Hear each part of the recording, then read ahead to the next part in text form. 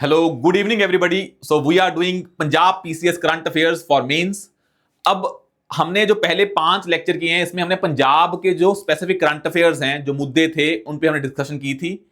अब हम थोड़ा सा स्टार्ट करते हैं जो ऑल इंडिया लेवल के करंट अफेयर हैं फॉर पंजाब पीसीएस मेंस, जिसकी बड़ी रेलिवेंस है। और जो पंजाब के बाकी बच गए हैं, वी विल कवर दैट।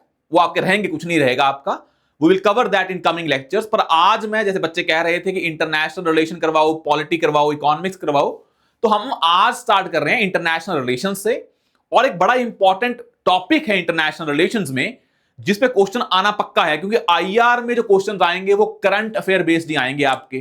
तो for that we are doing कि एक टॉपिक है वर्ड ऑर्डर का, और इस वर्ड ऑर्डर पे एक क्वेश्चन आना पक्का है।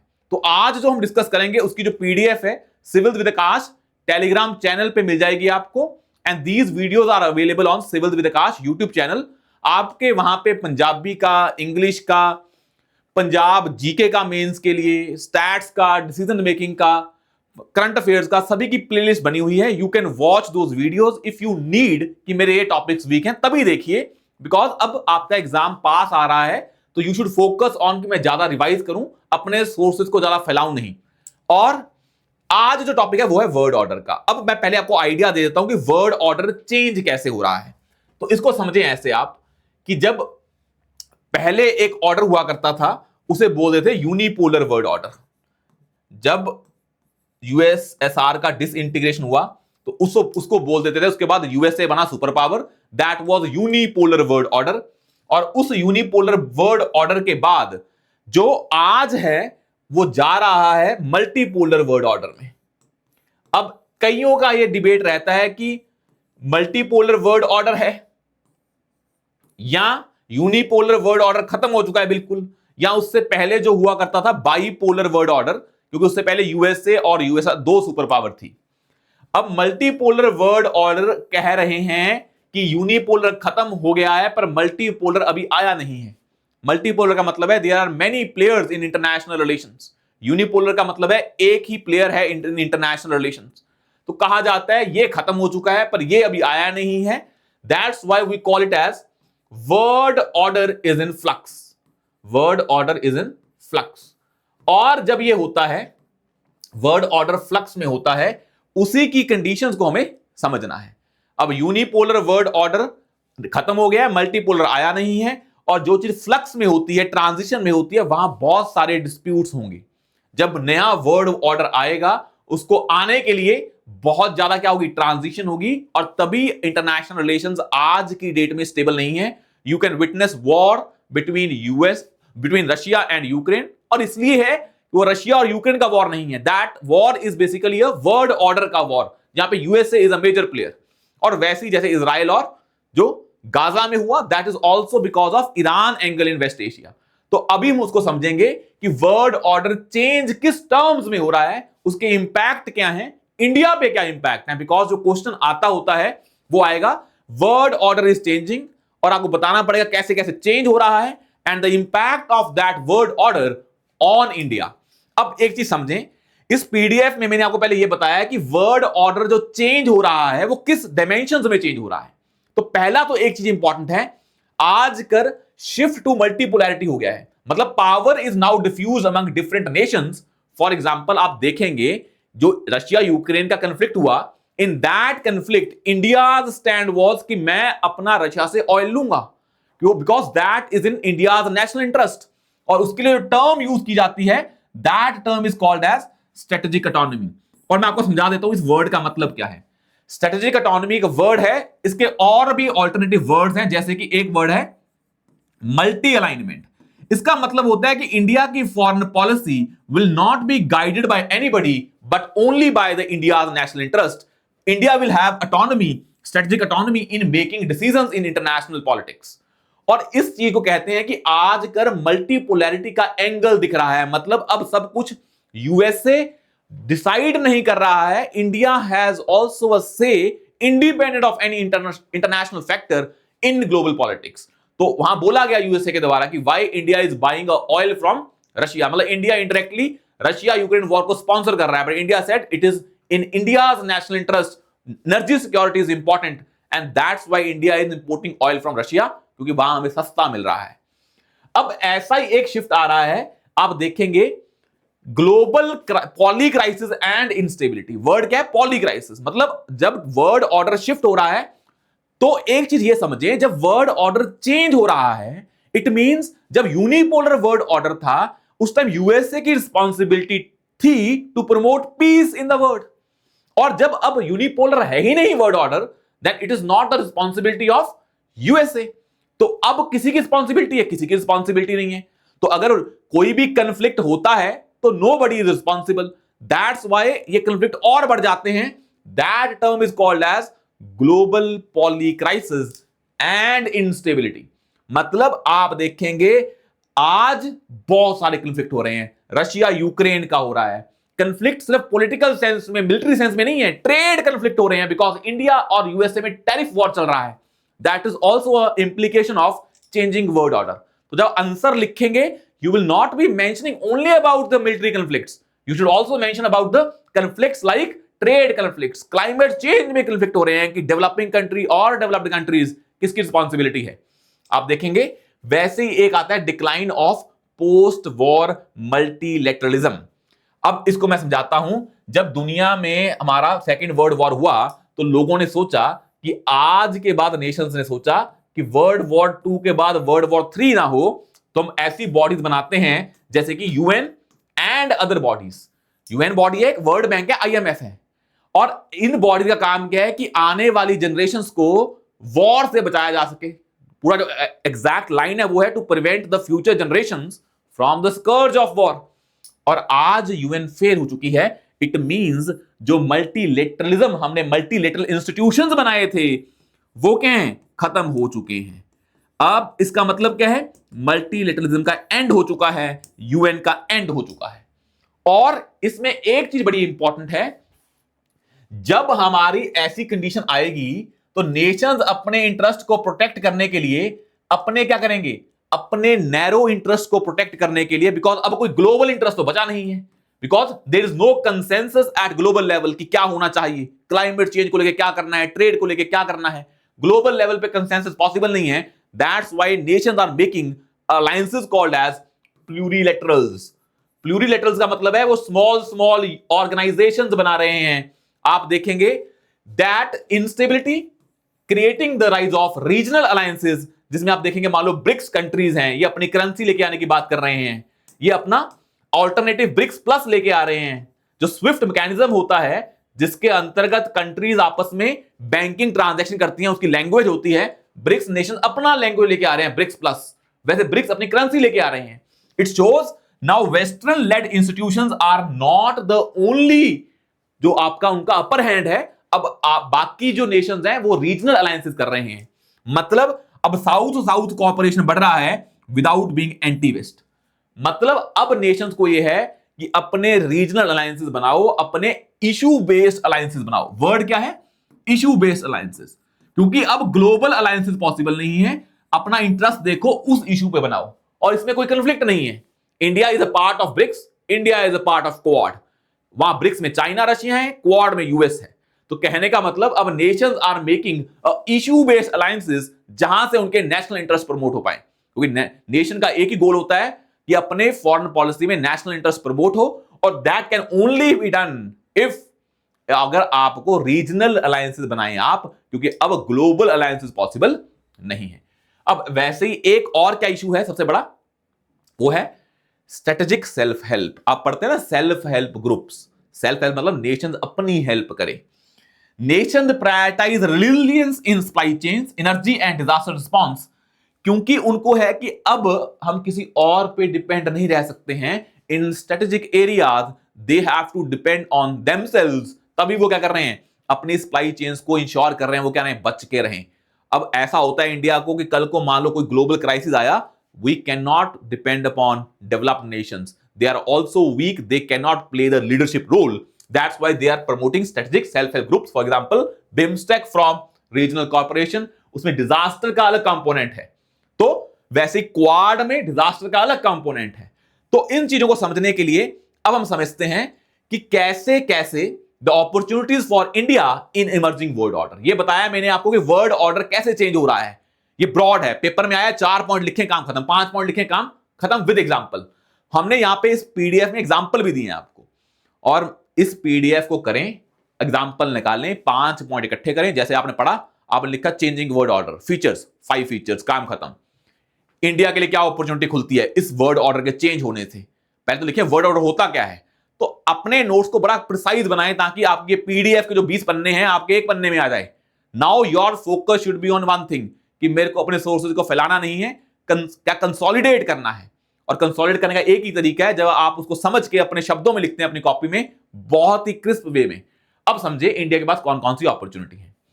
अब भाई इंडिया ने देखा कि क्लाइमेट लेवल पे भी क्या है, डिबेट हो रही है, डिफरेंसेस आ रहे हैं नेशंस में। तो इंडिया थॉट कि क्यों ना भाई इंडिया खुद भी क्या करे, एक ऐसा ऑर्गेनाइजेशन बनाए जैसे कि इंटरनेशनल सोलर अलायंस, जैसे एक और है that is called as coalition for disaster resilience infrastructure, coalition for disaster resilience infrastructure, CDRI. India कह रहा है कि अब जब क्राइसिस है क्लाइमेट लेवल पे, मतलब कोई नेशंस एग्री नहीं हो रहे हैं किसी चीज को लेके, then India can play a leadership role in that conflicting area, and India is promoting solar energy and coalition for disaster resilience infrastructure, and India is backing green growth and finance reform. तो India is playing that role, और ये और भी role play कर सकता है because that word order is shifting and India is becoming a key player. जैसे कि इंडिया को पता है कि इंडिया के इंटरेस्ट दोनों नेशंस के साथ ज्यादा हैं। जैसे अगर हम दुनिया को डिवाइड करें तो दुनिया को डिवाइड किया जा सकता है वेस्टर्न नेशन और सदर्न नेशन। वेस्टर्न नेशंस वो हैं जो डेवलप्ड हैं, सदर्न नेशंस वो हैं जो क्या हैं, डेवलपिंग है या अंडर डेवलप्ड हैं। अब इंडिया के दोनों इंटरेस्ट हैं भाई। इंडिया आज कुछ एरिया में डेवलप्ड नेशंस के साथ बैठता है और कुछ एरियाज में डेवलपिंग के साथ बैठता है। जैसे इंडिया ने अफ्रीकन यूनियन को G20 का पार्ट बनाया, ग्लोबल साउथ को, और इंडिया यूएसए के साथ बैठ के टेक्नोलॉजी की बात करता है। मतलब इंडिया के इंटरेस्ट क्या हैं, साउथ वेस्टर्न इंटरेस्ट हैं। तो इंडिया के इंटरेस्ट दोनों के साथ हैं। अब दो ग्रुप्स जो अलग अलग हैं, India is having the relations with both the groups. It means India can play a balanced multipolarity. It means India can be part of BRICS, can be part of Quad, India can be part of SCO, या China या USA. I2U2 is India, Israel, USA and UAE, इसमें भी India और USA. कहने का मतलब India can play a balancing role, that's why India is regarded sometime as balancing power. ये word बड़े इंपॉर्टेंट है, बैलेंसिंग पावर। और India can also play a very important role in area called as voice of global south. भाई मोदी जी ने जब G20 पहली बार India में हुई तो उनको पता था, प्राइम मिनिस्टर मोदी जी को, कि भाई हमें साउथ के नेशंस की वॉइस को बढ़ाना है, क्योंकि जब हम साउथ को लेके आएंगे G20 में, then India's voice will also be heard. और जब हम चाहते हैं कि यूएन के रिफॉर्म आए, उसमें कौन सपोर्ट करता है इंडिया को, डेवलप्ड या डेवलपिंग, डेवलपिंग। तो promotes non western democracy. For example India play a critical role in inclusion of Africa in G20। तो मतलब इंडिया ये रोल प्ले कर सकता है। और नेक्स्ट है, तो आपको पता है कि इशू बेस्ड कोऑपरेशन, आपको पहले बताया है, जैसे कि इंडिया का एक ही काम होता है कि इंडिया का सबसे बेस्ट पार्टनर कौन है, वो है इंडिया का नेशनल इंटरेस्ट। सबसे अच्छा दोस्त कौन है, नेशनल इंटरेस्ट।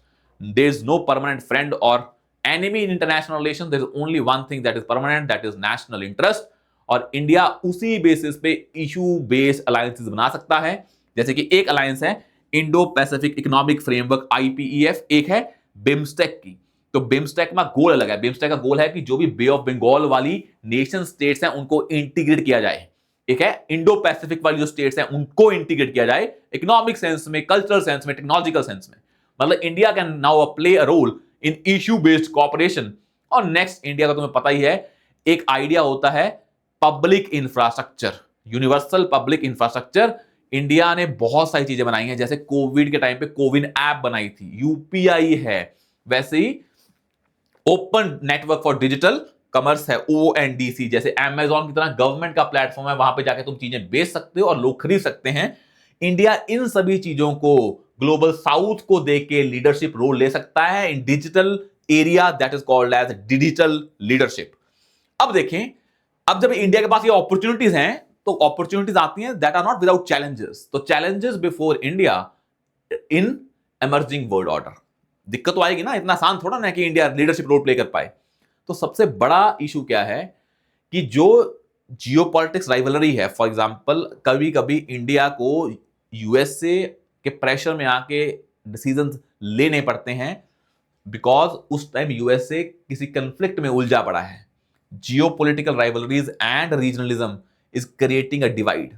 इंडिया जब ब्रिक्स में जाता है, क्वाड में जाता है, तो इंडिया ब्रिक्स में इतना अच्छे से काम नहीं कर पाता, बिकॉज उसे क्वाड में भी जाके बात करनी है बाद में। This shift to regional blocks complicates consensus building.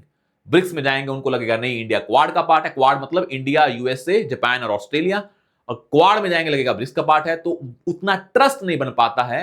Because जब ग्लोबल ऑर्गेनाइजेशन होंगी जैसे यूएन, वहां पे क्या है, एक ही ऑर्गेनाइजेशन है, वहीं पे आपको डिफरेंसेस को सॉल्व करना है, रिजॉल्व करना है, पर यहां पे रीजनलिज्म में आपका ट्रस्ट डेफिसिट हो जाता है।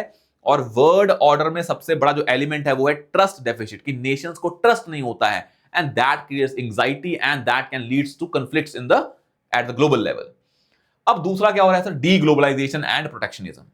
जब दुनिया टूट रही है, इन द सेंस कि अब जो ग्लोबलाइजेशन हुई थी, नेशंस इंटीग्रेट हुए थे, अब वो खत्म हो रहे हैं, तो उस सेंस में अब नेशंस की बाउंड्री लग रही है, प्रोटेक्शन आ रहा है, protectionism of at world level.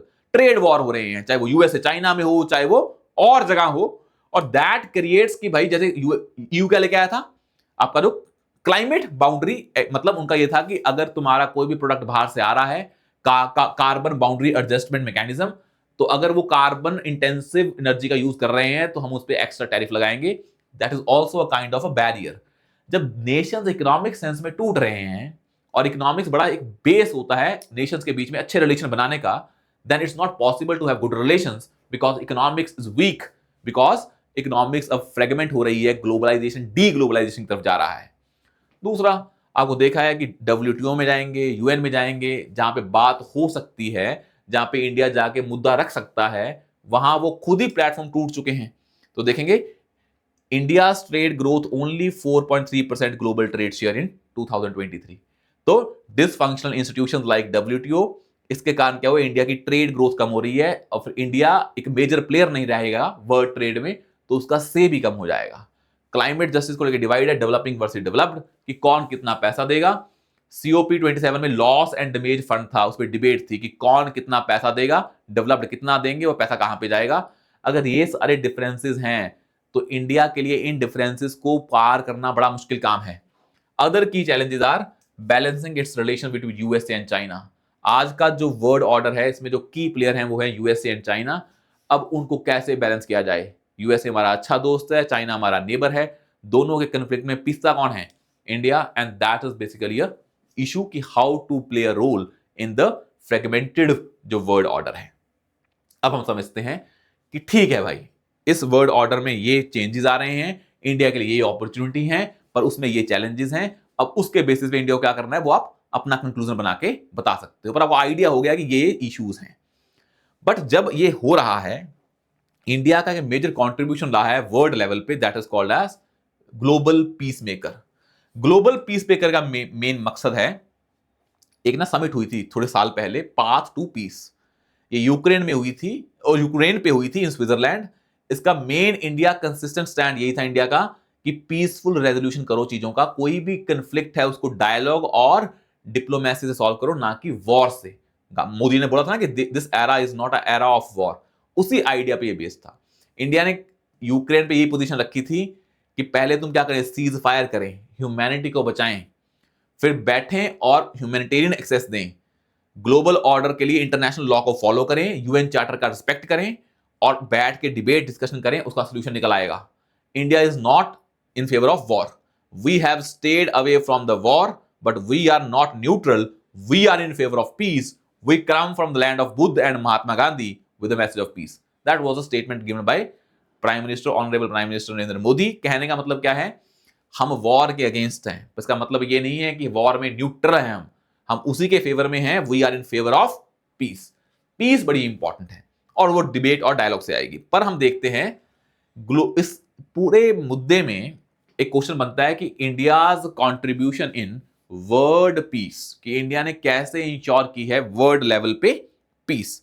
अब इसको ये समझें, एक चीज आप इसको एक चीज समझें, just a second, my voice is Audible, okay okay okay. भाई क्यों पीस मैटर कर रही है। अब इंडिया भाई एक मेजर प्लेयर है एट द इंटरनेशनल लेवल, और हमारा एक गोल है सिंपल सा, we want to become a developed nation by 2047, that is Viksit Bharat. अब एक चीज समझें, इंडिया का फॉरेन पॉलिसी में मेन गोल क्या है? इंडिया का एक ही गोल है बस, नेशन के साथ इंटरैक्ट करें इस तरीके से कि हम क्या बन जाएं, डेवलप्ड नेशन बाय 2047। भाई कोई भी नेशन जंग लड़ता है इसलिए नहीं कि जंग में जीतना है, जंग का आउटकम क्या होना चाहिए, तुम्हारा नेशनल इंटरेस्ट सर्व होना चाहिए। हमारा नेशनल इंटरेस्ट एक ही है बस, हमें क्या बनना है, developed nation by 2047। India as a potential global player, India's peace mediation advances its net security provider role. ये बताते हैं कैसे। अगर इंडिया को डेवलप्ड नेशन बनना है बाय 2047, तो उसके लिए क्या चाहिए होगा, ग्लोबल लेवल पे स्टेबिलिटी या instability? Of course global stability. That's why India is also advocating for world peace, क्योंकि अगर वर्ल्ड में इंस्टेबिलिटी होगी तो वर्ल्ड ट्रेड ग्रो नहीं करेगा, फिर इंडिया का कंट्रीब्यूशन वर्ल्ड ट्रेड में ज्यादा ग्रो नहीं करेगा, तो इंडिया वीक होकर रह जाएगा। वर्ल्ड की ग्रोथ से इंडिया की ग्रोथ है, ये इंडिया को पता है, क्योंकि कब तक तुम सामान अपनी मार्केट में बेच रहे हो, आपको एक्सपोर्ट करना पड़ेगा। China became a super power, या बहुत अच्छी पावर बना है बिकॉज उसने एक्सपोर्ट लेड इकोनॉमी फॉलो की। इंडिया को भी ये करना पड़ेगा if India wants to become a leading player और अ सुपर पावर, पर उसके लिए आपको वर्ल्ड स्टेबिलिटी चाहिए। अब आप ये कह लें, ये जब इंडिया को डेवलप बनना है तभी क्या आ रही है प्रॉब्लम, इंस्टेबिलिटी की प्रॉब्लम आ रही है, क्योंकि कोई भी नेशन इंस्टेबिलिटी में ग्रो नहीं कर सकता है। दूसरा, हमारा गोल यह है कि जब हम ये काम वर्ल्ड ऑर्डर जब स्टेबल नहीं है, तो उस टाइम जो भी सिक्योरिटी रिलेटेड इश्यूज हैं उसमें कौन रोल प्ले करेगा, तो नेट सिक्योरिटी जो रोल प्ले करेगा, प्रोवाइडर का रोल वो इंडिया प्ले करेगा, बिकॉज ये इंडिया के पास अपॉर्चुनिटी है to become a leading power और a responsible power, and that will enhance the India's credentials. उसको देख के हमें कि हमें पीस क्यों मैटर करती है, पहले ये तो बताएंगे। मान लो क्वेश्चन आया कि India's role in global peace, पहले ये तो बता दें कि भाई हम क्यों करते हैं ग्लोबल पीस का काम, because of these two core reason. तभी आंसर में इंट्रोडक्शन क्या हो जाएगी, इंट्रोडक्शन व्हाट नहीं होना चाहिए, उसमें वाई का एलिमेंट भी होना चाहिए।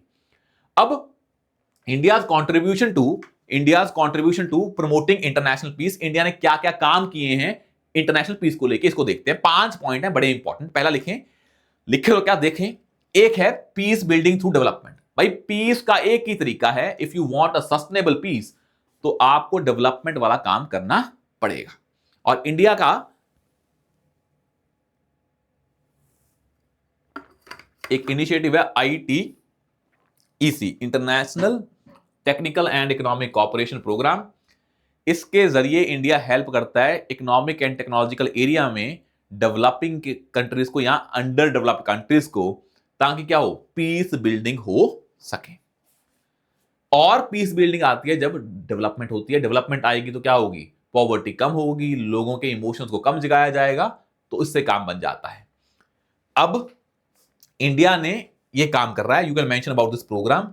या इंडिया ने अफगानिस्तान में काम किया है, जैसे कि बहुत सारा काम किया, अफगानिस्तान की पार्लियामेंट बनाई है, सलमा डैम बनाया है, रोड्स बनाई हैं, जो जरांस दिलाराम हाईवे है। You can mention about those things, ताकि आपके पास आंसर क्या हो, सब्सटेंटिव हो। तभी मैंने हर जगह एग्जांपल दिया आपको। कन्फ्लिक्ट रेजोल्यूशन में इंडिया का एक्सपीरियंस है। जब श्रीलंका में सिविल कन्फ्लिक्ट हुआ था तो India became a mediating player, ताकि श्रीलंका में स्टेबिलिटी आए। आज कोई भी प्रॉब्लम आती है डिजास्टर की इन इंडो पैसिफिक रीजन या बे ऑफ बंगाल, तो India is always first responder. Active in peace keeping, UN की पीस कीपिंग में India is the largest contributor, 2,53,000 लिखे नंबर, कि यूएन पीस कीपिंग फोर्सेज में इंडिया रोल प्ले करता है। इंडिया के जाते हैं जवान वहां पे रोल प्ले करने के लिए। India promotes the idea of वासुदेव कुटुंबकम, that is global harmony, that world is one family, that was basically visible when India took the leadership of G20। उसका आइडिया था वासुदेव कुटुंबकम, दैट इज कल्चरल डिप्लोमेसी। उसके बाद आता है voice of global south. India ने ग्लोबल साउथ की वॉइस को पुश किया in G20, that is also a role, ताकि इंटरनेशनल पीस बढ़ सके। अब देखते हैं इसके बारे में कि इंडिया के पीस मेकिंग में कौन कौन से बैरियर आते हैं। पहला बैरियर आता है जब इंडिया खुद ही उलझा रहेगा in the regional tension, for example with Pakistan, चाहे वो पहलगाम हो, चाहे वो गलवान, कुछ भी हो, उसे इंडिया का neutrality as a peace maker effect होती है, because you are itself a party in the conflict.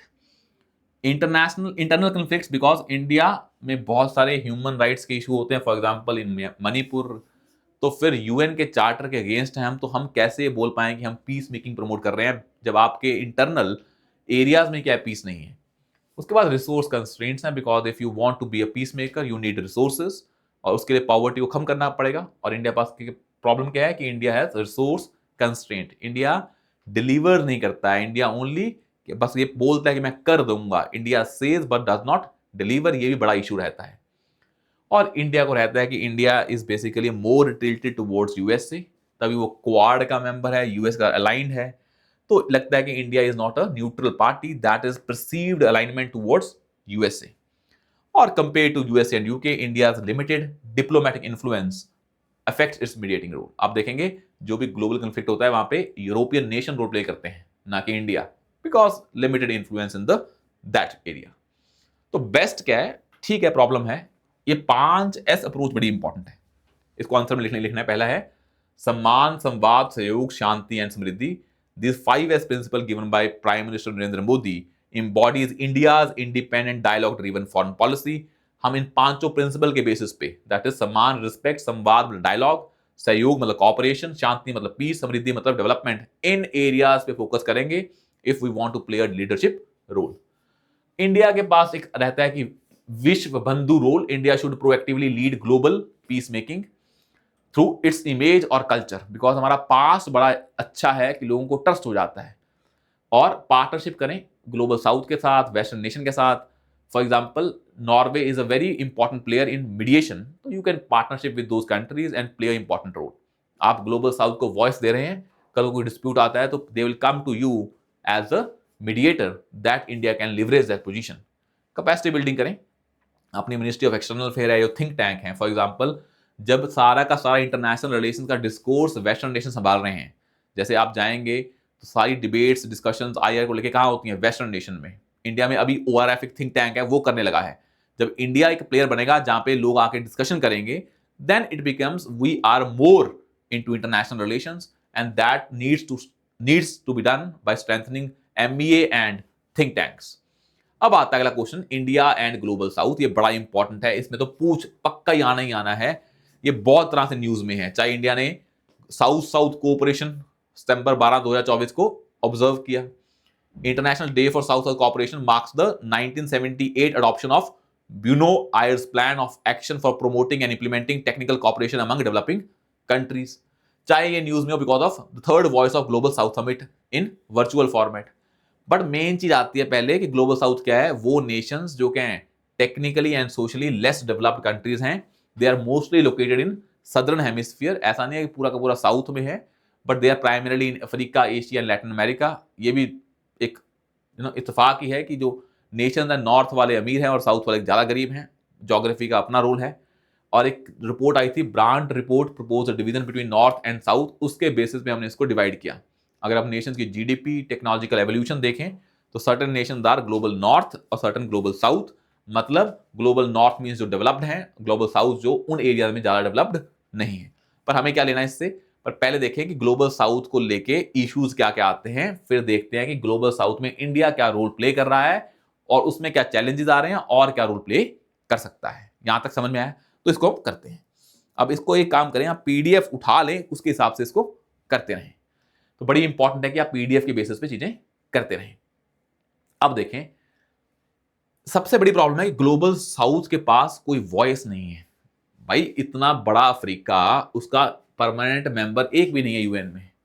तो कहने का मतलब क्या है, their voice is not heard in institutions like UN, no permanent UNSC and UNSC seats for African and Latin American nations. पहला issue है। सबसे ज्यादा क्लाइमेट में वल्नरेबल कौन है, high pacific island face high risk from rising seas, डूब जाएंगे ये अगर क्लाइमेट चेंज हुआ और सी लेवल राइज हुआ। Ideological divide, clashes between global north, उसको लेके है कि ग्लोबल साउथ में डेमोक्रेसी और ह्यूमन राइट्स के नॉर्म्स फॉलो नहीं होते हैं, ग्लोबल नॉर्थ में होते हैं।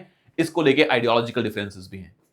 सबसे बड़ा प्रॉब्लम है कि डेवलपिंग कंट्रीज का डेट बढ़ रहा है, बिकॉज नाउ ग्लोबल जो ग्रोथ रेट है वो कम हो रहा है। Now they are taking loans from world bank, IMF, और इनका डेट बढ़ रहा है as fast as developed nations. उनका अगर एक है, इनका डेट 2 है। और ये report given by United nation conference on trade and development UNCTAD। अब इन बेसिस पे पता लगता है कि क्या ग्लोबल साउथ के चैलेंज हैं। एक चैलेंज है क्लाइमेट चेंज, एक चैलेंज है उनके जो फिलोसफिकल सिस्टम है, पॉलिटिकल सिस्टम्स है, उसमें डिफरेंसेस हैं। एक इशू है आपका लेके क्लाइमेट को, अंडर रिप्रेजेंटेशन को, एक है आइडियोलॉजिकल एंड डेट क्राइसिस। देखेंगे आप, जो श्रीलंका है ये डेट में रहता है ना, ग्लोबल साउथ का पार्ट है और उसमें क्राइसिस रहता है। तो जब श्रीलंका में क्राइसिस आता है, फाइनेंशियल क्राइसिस, तो कौन सपोर्ट करता है? चाइना। तो China uses that opportunity to increase its say in political system of Sri Lanka. तो बड़ा इशू है, मतलब इन कंट्रीज की वल्नरेबिलिटी को डेवलप्ड नेशंस या जो इमर्जिंग नेशंस है वो यूज कर रहे हैं to pursue their own national interest of gaining more power. Significance of global south for India. अब ग्लोबल साउथ ये चैलेंज फेस कर रहा है, पर इंडिया को ग्लोबल साउथ क्यों चाहिए भाई? क्यों हमारे इंडिया ने अफ्रीकन यूनियन को G20 का पार्ट बनाया? क्यों हमें चाहिए अफ्रीकन नेशंस? तो इसके बहुत सारे रीजन है कि why India need global south. पहला रीजन तो सर एक सिंपल सा है जो आपको नहीं भूलना है, वो है कि इंडिया के इंटरेस्ट हैं जो वो ग्लोबल साउथ, मतलब साउथ के साथ भी लाइन करते हैं और नॉर्थ के साथ भी लाइन करते हैं, और इसी कारणवश इंडिया के लिए ग्लोबल साउथ इंपॉर्टेंट है। दूसरा, इंडिया को अगर अपनी पोजीशन को रेज करना है, यूएन में बोलना है कि मुझे परमानेंट सीट चाहिए, तो ग्लोबल साउथ वाले ही उनको सपोर्ट करेंगे, because they are in the same basket. US से सपोर्ट करने वाला नहीं है। यूएसए बोल देगा मैं सपोर्ट करता हूं, चाइना बोल देगा मैं सपोर्ट करता हूं, पर जब वोटिंग की बात आएगी दे विल अब्सटेन और वोट अगेंस्ट।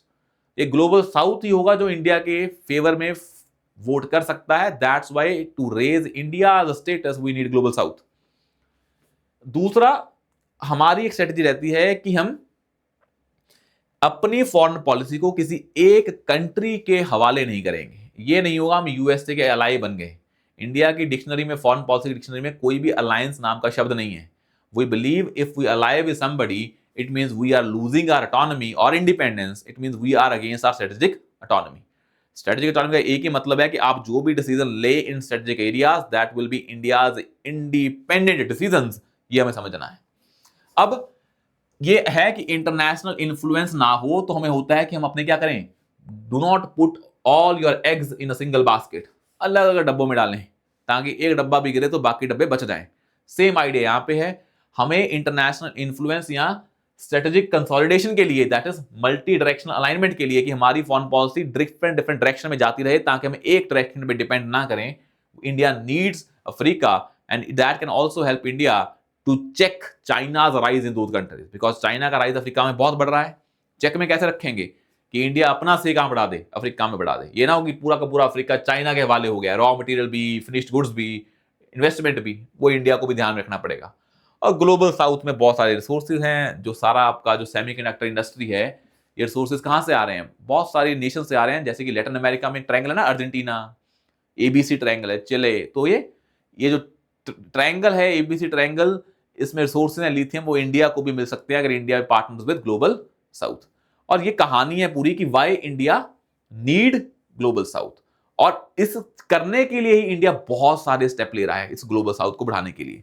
जैसे एक स्टेप क्या लिया, अफ्रीकन यूनियन को रखा। एक स्टेप क्या लिया, बताया ITEC इंप्लीमेंट करता है, India's international technical and economic corporation. India is in favour of expansion of UN। India provides loans through organization like, जो हमारा ब्रिक्स बैंक है, जो हमारा बहुत सारे बैंक हैं जो रीजनल बैंक हैं, जो वर्ल्ड बैंक और IMF से अलग हैं। और इन चीजों में हमारा जो पहले बता के हटा हूं कि इंडिया का क्या है, एक जो डिजिटल ओपन जो हमारा इंटरफेस है अलग अलग एरियाज में, वो इनको देता है कि इंडिया जाता है किसी कंट्री में तो देता है, UPI इनको दे दिया हमने, क्या दे दिया इनको, open digital network commerce site इनको दे दी, ताकि ये इन टेक्नोलॉजीज का फायदा उठाएं और ग्रो करें। और इन्हीं बेसिस पे जो है मेन आइडिया कि इंडिया को ग्लोबल साउथ का क्या काम करना है। तो ये हम आज यहीं तक करते हैं, फिर we will start with international relations. इसके बाद हमारे 4-5 दिन में पूरे के पूरे इंटरनेशनल खत्म करवा दूंगा आपको मैं। वर्ल्ड ऑर्डर आज हमने स्टार्ट किया है, थोड़ी अंडरस्टैंडिंग आपको मिल गई होगी। आया समझ में यहां तक? कोई डाउट हो किसी को? Anybody has any doubt in that? नहीं है यहां तक कोई डाउट? तो we will start with the next session tomorrow. Thank you so much.